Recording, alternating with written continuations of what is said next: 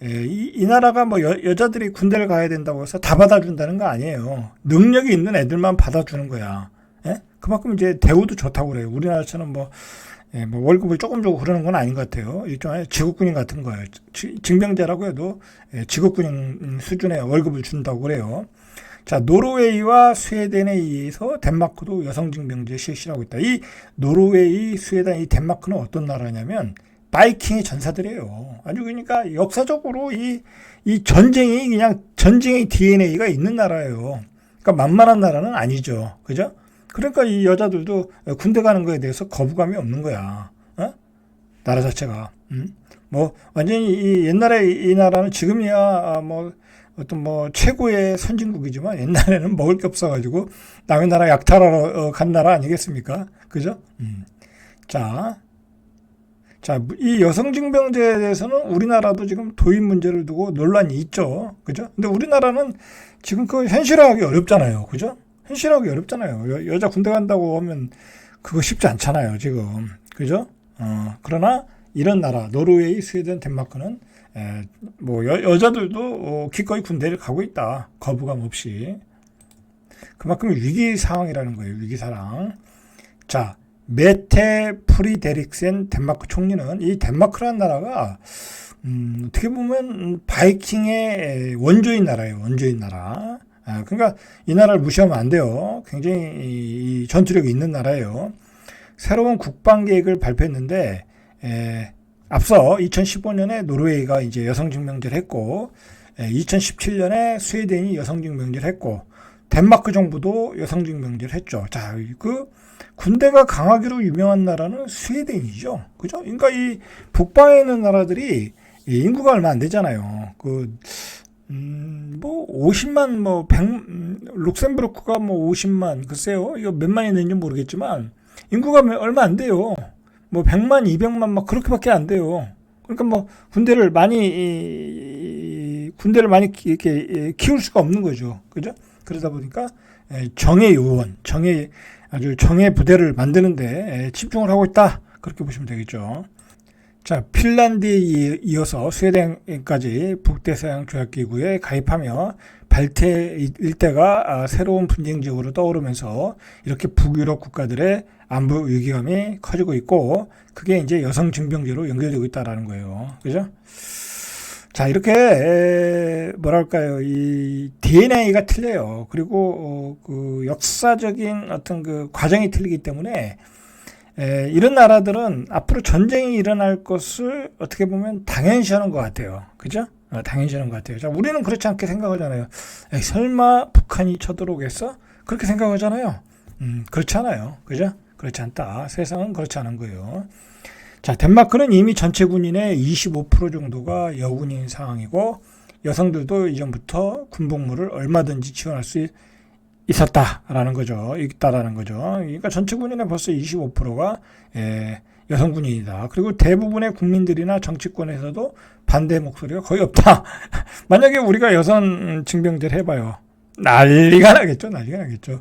우리 딸을 어떻게 군대 보내냐고 난리가 나겠죠. 그죠? 그 정권 물러나는 거죠. 근데 이런 나라는 그렇게 생각하지 않는다라는 거죠. 자, 제가 이 주제를 선택한 것은 이렇게 문화적 차이가 크다라는 거예요. 그죠? 그리고 전쟁을 생각하는 것 자체가 이렇게 관점이 틀리다. 설마 덴마크 같은 나라에서 뭐 전쟁이 일어나겠어? 그렇게 생각하잖아요. 그죠? 근데 이 나라는 그렇게 생각하지 않는다라는 거야. 그죠?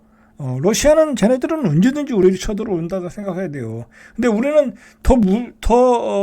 뭐랄까요, 이 호전적인 나라가 앞에 있잖아요. 그죠? 맨날 위협하는 나라가 있잖아. 그런데도 전쟁이 일어나지 않는다. 그렇게 생각하잖아요. 그죠?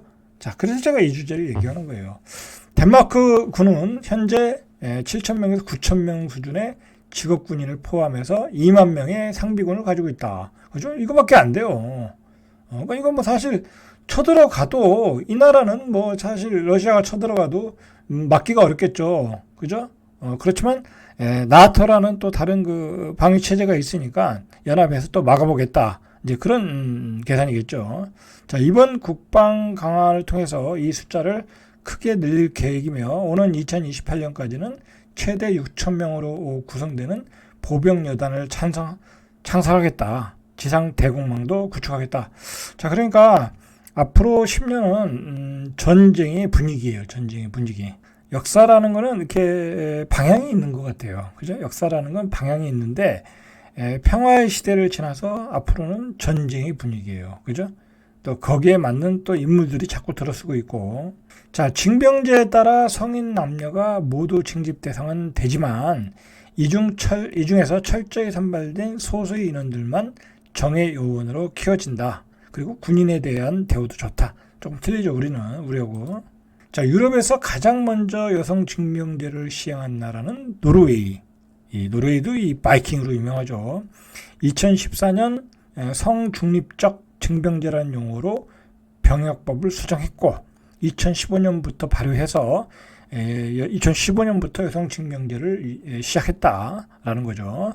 그래서 새로운 징병제에 따라 매년 19세가 되는 6만 명 규모의 여성과 남성이 모두 복무 대상자이다.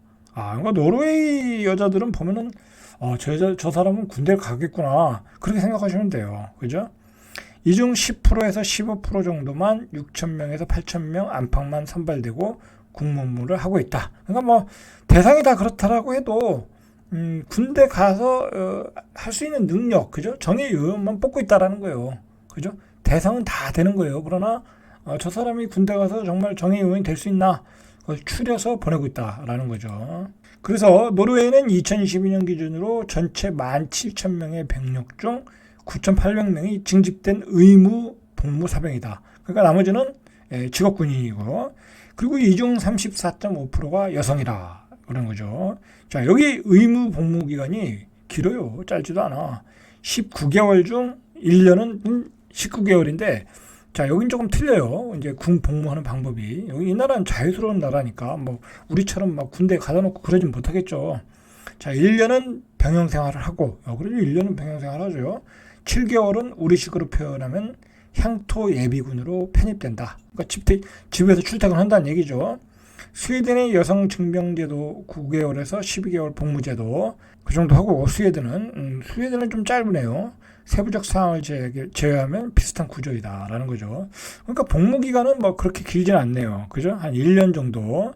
그리고 나머지는 향토 예비군 형식으로 진행한다. 그래서 국민들의 80% 이상이 여성 징병제에 만족하고 있다. 그죠? 여자가 군대 가는데 만족하고 있대. 자, 그건 뭐예요? 그죠? 나라는 우리가 지켜야 된다. 그죠? 그런 의식이 뿌리 박혀 있다. 라고 보시면 되겠죠. 자, 역사적으로 보면 북유럽 국가들은 지금도 그렇지만 매우 적은 인구예요. 적은 인구. 인구는 200만 명. 그죠? 200만 명. 자, 러시아는 여기 1억 얼마죠? 1억 한 5천 되나요? 그죠? 그런 나라. 200만 명과 1억 5천. 그죠?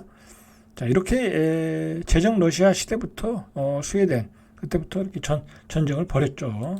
자, 이렇게 전쟁을 벌였던 스웨덴은 강력히 훈련된 소수 정예를 가지고 있죠. 그죠? 스웨덴 군인하면 또 유명해요. 용병으로 유명하고. 자, 그러니까 이 나라가 나토에 이번에 가입을 했죠. 자, 이렇게 이렇게 유럽의 국가들은 전쟁에 대비하고 있다라는 거예요. 그죠? 자, 우리도 대비가 필요한 시기죠. 자, 절대갑TV의 멍풍PD 한PD였습니다.